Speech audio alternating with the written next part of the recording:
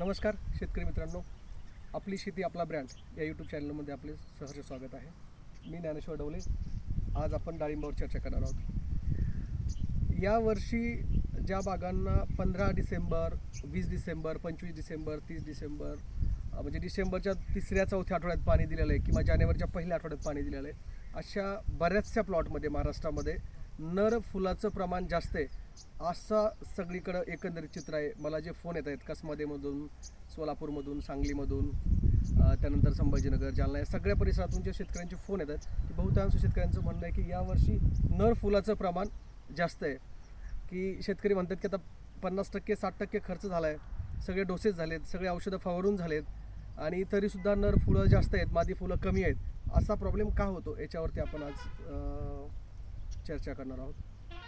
Normally काय होतं, जेव्हा आपण विश्रांती अवस्थेत बाग सोडतो ऑक्टोबरला, नोव्हेंबरला आपल्या जमिनीच्या पाणी धरण्याच्या क्षमतेनुसार, त्यावेळेस आपण CN रेशो मेंटेन करण्यासाठी बागेला ताण देत असतो कर्ब आणि नत्राचं गुणोत्तर साधण्यासाठी.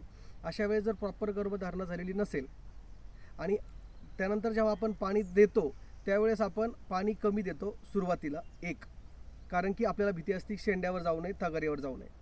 दुसरं आपण काय करतो, नत्र 0 करतो, म्हणजे जेवढे आपण ड्रिपचे डोस देतो त्याच्यामध्ये आपण 05234, 06020, 0940, 04037, 0050, पोटॅशियम शोनाइट अशा पद्धतीचे जे आपण ग्रेड देतो याच्यामध्ये आपण नायट्रोजन अतिशय कमी देतो.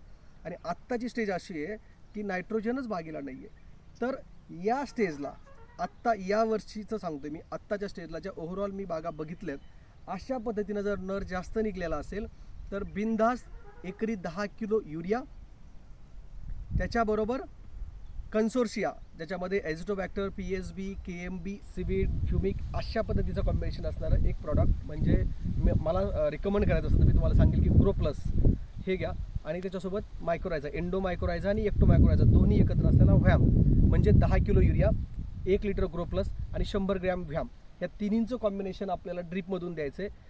खूप चांगल्या पद्धतीनं मादी कळी निघायला सुरुवात होईल.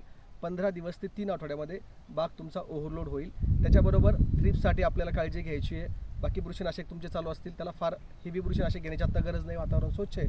पण याबरोबर एक गोष्ट ध्यानात ठेवायची, आता तापमान वाढलेलं आहे, पाणी सगळ्यात पहिले वाढवायचं आहे, पाणी वाढवायचं आहे. फ्लड पाणी शक्य असेल तुमच्याकडं तर फ्लड पाणी द्या.